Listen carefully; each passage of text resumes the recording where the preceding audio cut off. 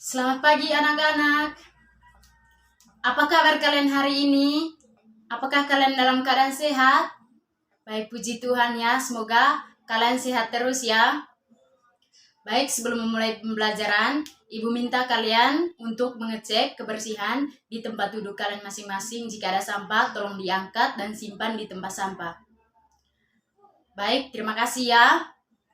Sebelum memulai pembelajaran kita pada pagi hari ini, mari kita mohon tuntunan Tuhan. Ibu minta kita bersiap untuk berdoa, dan izinkanlah Ibu untuk mengangkat doa ini menurut ajaran dan kepercayaan kita masing-masing. Berdoa mulai.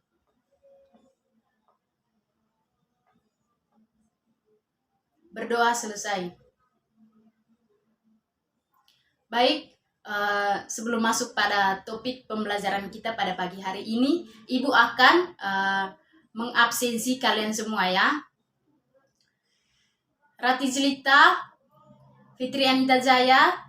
Baik, terima kasih ya. Pertahankan kehadiran kalian ya adik-adik, karena nanti kehadiran kalian nanti akan dihitung dan akan dinilai pada saat ujian nanti ya. Oke, baik anak-anak. Topik pembelajaran kita pada pagi hari ini yaitu tentang ketenagakerjaan. Namun sebelum itu, Ibu akan menyampaikan beberapa tujuan pembelajaran kita pada pagi hari ini. Yang pertama, siswa mampu untuk mengerti apa itu ketenagakerjaan, tenaga kerja, angkatan kerja, dan kesempatan kerja. Yang kedua, siswa dapat mengerti jenis-jenis dari ketenagakerjaan. Dan yang ketiga, siswa mampu untuk menganalisis permasalahan-permasalahan dari ketenagakerjaan, serta siswa mampu untuk mengetahui solusi dari permasalahan ketenagakerjaan tersebut. Oke, materi pokok kita yang pertama pada pagi hari ini yaitu pengertian dari ketenagakerjaan. Mungkin di sini ada anak-anak yang tahu apa itu ketenagakerjaan. Oke, benar sekali ya apa yang disampaikan oleh teman kalian, bahwa ketenagakerjaan itu adalah segala sesuatu yang berhubungan dengan masa sebelum kerja, masa kerja, dan masa sesudah kerja. Nah, masa sebelum kerja itu artinya di mana kita sedang mencari pekerjaan atau kita sedang menganggur.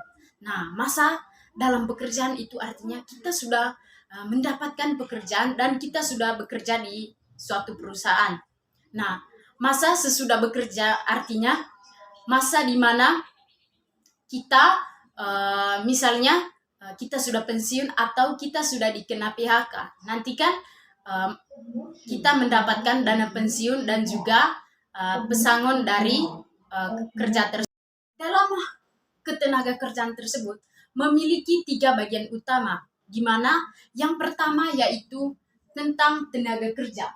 Nah, tenaga kerja di sini artinya adalah orang yang mampu bekerja untuk mendapatkan barang dan jasa untuk memenuhi kebutuhannya maupun untuk memenuhi kebutuhan masyarakat.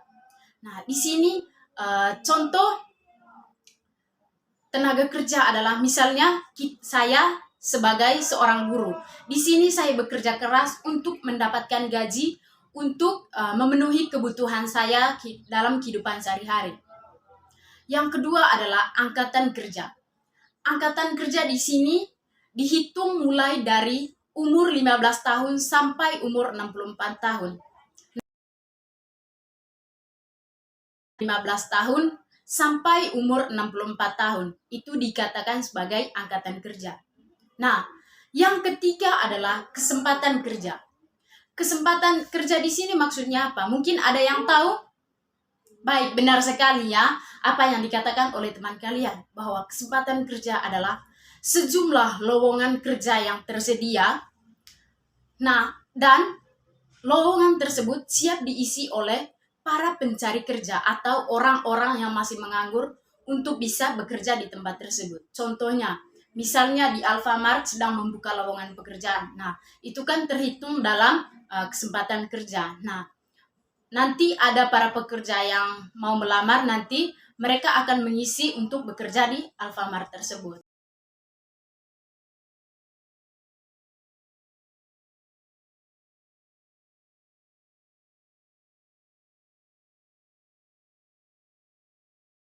Oke, sekarang kita masuk pada pokok bahasan yang kedua, yaitu jenis-jenis dari ketenaga kerjaan. Nah, jenis-jenis dari ketenaga kerjaan itu dibagi menjadi dua. Yang pertama menurut sifat dan yang kedua menurut dari kualitasnya. Nah, menurut dari sifatnya ini dibagi menjadi dua lagi. Nah, yang pertama itu apa?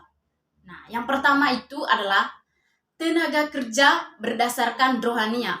Nah, tenaga kerja berdasarkan rohania itu apa? Mungkin ada yang tahu? Nah, tenaga kerja rohania itu maksudnya adalah tenaga kerja yang hanya mengandalkan kekuatan fisiknya dalam bekerja. Nah, contoh dari tenaga kerja rohania itu apa? Ya, contoh dari tenaga kerja rohania itu adalah misalnya seorang sopir. Dia kan hanya mengandalkan kekuatan fisiknya tanpa dia bersekolah dulu atau memperoleh pendidikan khusus dulu. Nah, yang kedua, tenaga kerja jasmania. Tenaga kerja jasmania di sini adalah tenaga kerja yang hanya mengandalkan dia punya ide-ide ataupun gagasan-gagasannya dalam melakukan pekerjaannya. Di sini Ibu ambil contoh misalnya seorang manajer, seorang monitor, dia kan memerlu pemikiran dan ide-idenya dalam menjalankan pekerjaannya, misalnya dalam hal untuk mengurus pekerjaan dalam sebuah perusahaan. Baik, yang kedua adalah menurut kualitasnya. Nah, tenaga kerja menurut kualitasnya dibagi lagi menjadi 3 macam. Yang pertama adalah tenaga kerja terdidik. Nah, mungkin ada yang tahu apa itu tenaga kerja terdidik? Oke, terima kasih ya. Apa yang dikatakan oleh teman kalian itu benar, bahwa tenaga kerja terdidik adalah tenaga kerja yang telah atau sudah memperoleh pendidikannya. Contoh dari tenaga kerja terdidik tadi adalah misalnya seorang guru, dosen, maupun dokter. Mereka bekerja itu karena mereka sudah lulus di pendidikan tinggi. Nah, dengan mereka memperoleh pendidikan dan ilmu yang banyak, nah, dengan begitu mereka mudah untuk mendapatkan pekerjaannya. Baik, yang kedua, tenaga kerja terlatih. Nah, di sini mungkin ada yang tahu apa itu tenaga kerja terlatih? Oke, baik. Terima kasih ya. Benar apa yang disampaikan oleh teman kalian, bahwa tenaga kerja terlatih adalah tenaga kerja yang sudah berlatih sesuai dengan bidangnya masing-masing. Misalnya, seorang montir.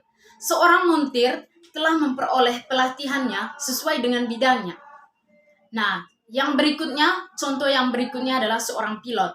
Seorang pilot telah memperoleh pelatihannya supaya dia bisa mengendarai atau bisa membawa pesawat. Nah, dia membawa pesawat itu tidak mungkin dia tidak latih dulu. Nah, dia bisa bawa pesawat itu karena dia sudah terlatih. Baik, yang ketiga adalah tenaga kerja tidak terlatih dan tidak terdidik. Nah, mungkin dari kalian ada yang tahu apa itu tenaga kerja terlatih dan tidak terdidik. Baik ya, kalau kita tadi sudah mengetahui apa itu tenaga kerja terdidik dan tenaga kerja terlatih, otomatis kita tahu tenaga kerja yang tidak terlatih dan tidak terdidik. Nah, tenaga kerja tidak terlatih dan tidak terdidik ini adalah tenaga kerja yang tidak memperoleh pendidikan dan tidak melalui pelatihan. Nah, mungkin ada yang tahu contohnya apa? Ya, terima kasih ya. Contohnya adalah seorang buruh atau bangunan kuli. Dia bekerja hanya mengandalkan kekuatan fisiknya saja, walaupun dia tidak pernah memperoleh pendidikan ataupun tidak pernah berlatih untuk bekerja tersebut.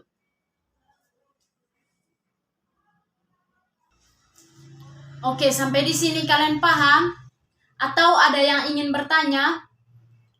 Oke, tidak ada ya, berarti kita lanjut. Sekarang kita masuk pada pokok bahasan materi yang ketiga, yaitu tentang permasalahan dari ketenaga kerjaan dan bagaimana solusi dari permasalahan ketenaga kerjaan tersebut. Nah, namun sebelum itu Ibu minta kalian bagi dalam 2 kelompok. Silahkan. Oke, Nanti perhatikan di depan ya. Nanti kelompok 1 kerja perhatikan gambar 1.1 dan gambar 1.2. Nanti kalian analisiskan masalah apa yang ada dalam gambar 1.1 dan masalah dalam 1.2. Begitupun juga dengan kelompok 2, kalian menganalisis gambar 1.3 dan gambar 1.4. Kalian analisis sendiri permasalahan apa yang ada dalam gambar tersebut. Kemudian kalian mencari tahu bagaimana sih solusi untuk mengatasi permasalahan tersebut. Nah, untuk kerja kelompoknya, untuk diskusi kelompoknya, Ibu memberikan waktu 5 menit kepada kalian untuk kalian kerjakan ya. Oke, silahkan dikerjakan. Ibu mohon jangan ribut ya, kalian fokus untuk perhatikan gambar di depan. Kira-kira menurut kalian itu permasalahan apa yang ada di gambar 1.1, gambar 1.2, begitupun juga dengan kelompok 2, gambar 1.3 dan gambar 1.4. Mengerti? Oke, karena waktu pengerjaan tugas atau diskusi kelompoknya telah selesai, bagaimana dengan kelompok 1 dan kelompok 2? Diskusinya sudah selesai? Oke, terima kasih ya. Oke, kita langsung saja kepada kelompok 1 untuk menganalisis gambar 1.1 dan gambar 1.2. Silahkan disampaikan hasil kerja kelompoknya. Oke, yang pertama gambar 1.1.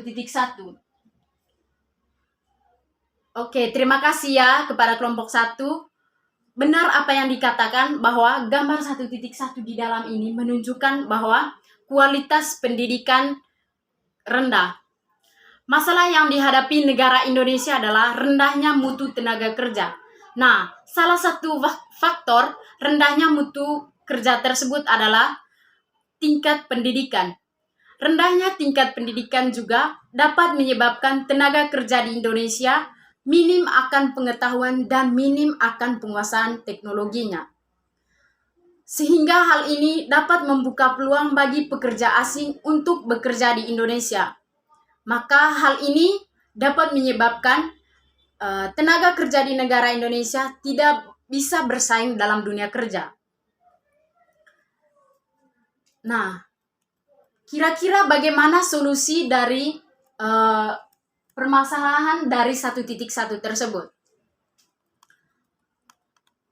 Oke, benar ya apa yang disampaikan oleh kelompok 1 bahwa solusi untuk mengatasi permasalahan kualitas pendidikan di Indonesia itu rendah, yaitu meningkatkan kualitas pendidikan di Indonesia, khususnya dalam pendidikan formal. Nah, contoh untuk meningkatkan kualitas pendidikan tersebut, contohnya yaitu kita bisa memperbaiki sarana dan prasarana sekolah supaya kita bisa nyaman dan layak untuk mendapatkan pendidikan di sekolah tersebut. Baik, langsung ke gambar 1.2. Kelompok 1 silakan. Baik, benar ya yang disampaikan oleh kelompok 1 bahwa masalah yang ada di 1.2 ini yaitu kelebihan dari jumlah tenaga kerja. Penduduk di negara Indonesia telah mengalami peningkatan. Contohnya, sensus pada tahun 2020 lalu, tenaga kerja mengalami peningkatan sebanyak 32,56 juta jiwa dibandingkan jumlah penduduk tahun sebelumnya. Nah, hal ini dapat mengakibatkan jumlah permintaan lapangan pekerjaan meningkat. Kelebihan jumlah tenaga kerja ini dapat menimbulkan permasalahan ketidakseimbangan antara jumlah lapangan kerja dan jumlah tenaga kerja.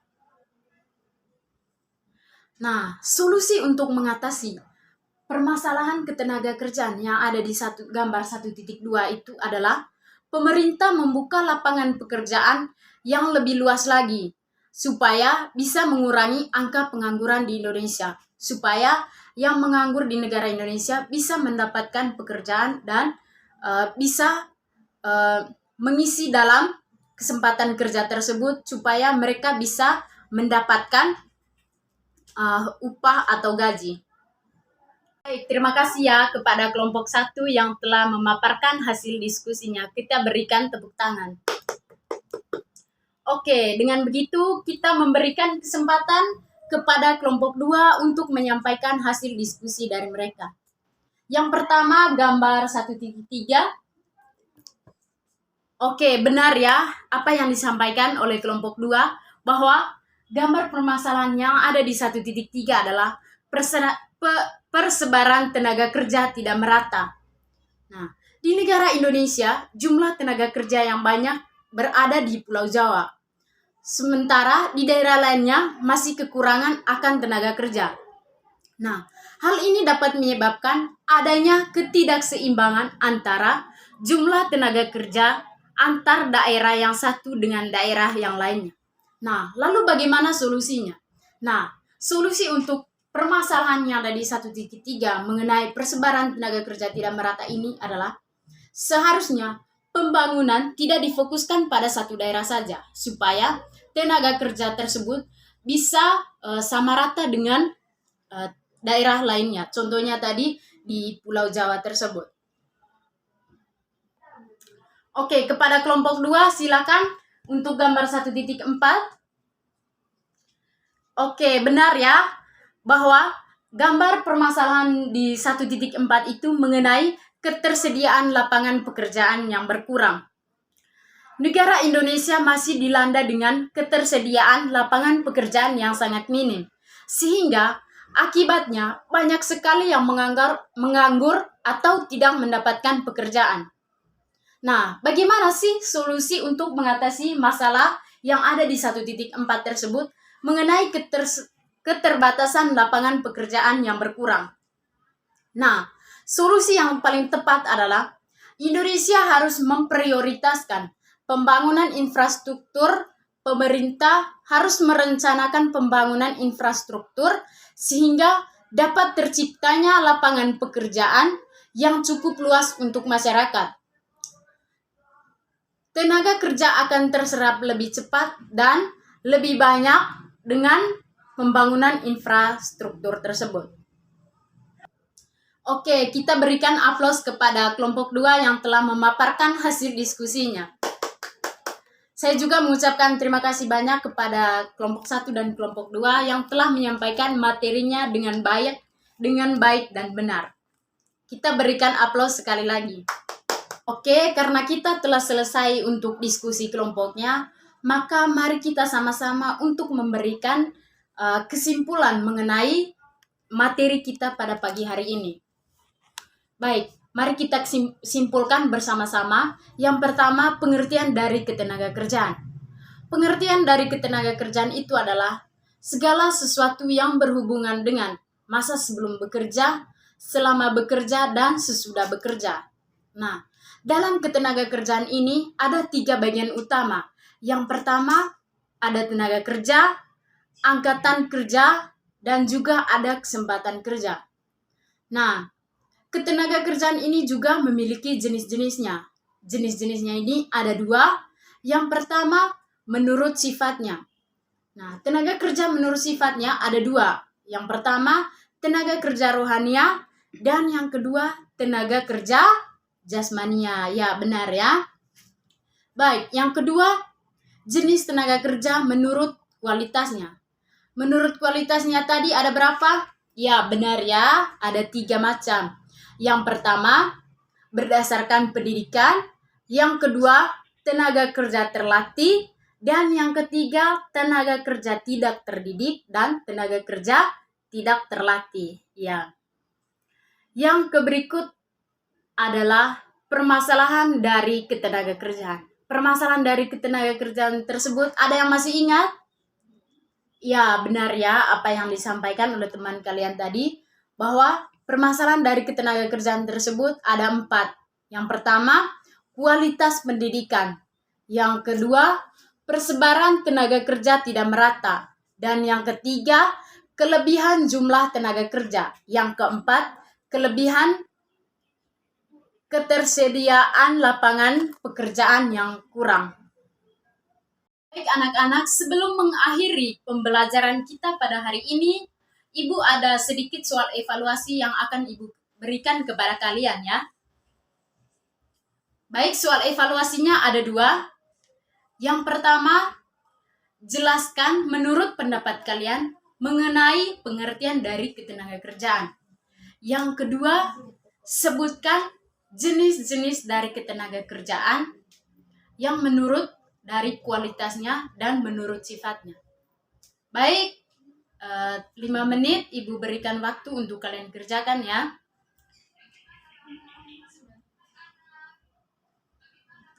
Baik, apakah sudah selesai? Oke, kita langsung bahas bersama-sama ya. Untuk pertanyaan yang pertama, apa yang dimaksud dengan ketenagakerjaan? Ada yang masih ingat? Oke, terima kasih ya, kita berikan tepuk tangan. Baik, apa yang disampaikan oleh teman kalian tadi benar bahwa ketenagakerjaan adalah segala sesuatu yang berhubungan dengan sebelum masa kerja, dan sesudah masa kerja.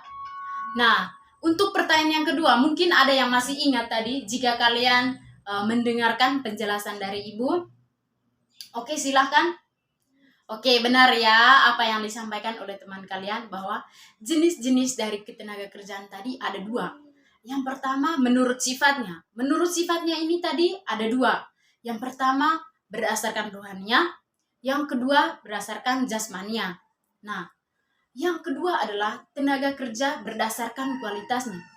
Nah, berdasarkan kualitasnya ini ada 3. Yang pertama, tenaga kerja terdidik. Yang kedua, tenaga kerja terlatih. Dan yang ketiga adalah tenaga kerja tidak terdidik dan tidak terlatih. Oke, terima kasih ya. Kita berikan tepuk tangan kepada kalian semua. Baik, karena kegiatan pembelajaran kita pada pagi hari ini telah mencapai tujuan pembelajaran kita pada pagi hari ini, maka berakhir pula kegiatan pembelajaran kita pada hari ini. Namun, sebelum mengakhiri pembelajaran kita, mari kita tuntun dalam doa dan izinkan Ibu untuk memimpin doa, dan Ibu akan memimpin doa menurut ajaran kepercayaan Ibu yaitu Katolik. Berdoa mulai. Berdoa selesai. Baik, Ibu lupa untuk menyampaikan materi yang akan kita pelajari di minggu depan yaitu mengenai kebijakan fiskal. Nah, Ibu minta kepada anak-anak untuk mencari materi di buku, di perpustakaan atau maupun di internet supaya pada saat Ibu menjelaskan supaya ada nyambung atau kalian sudah paham mengenai kebijakan fiskal tersebut. Ya. Oke, sampai di sini pembelajaran kita pada pagi hari ini. Sampai bertemu di minggu depan. Dah, see you.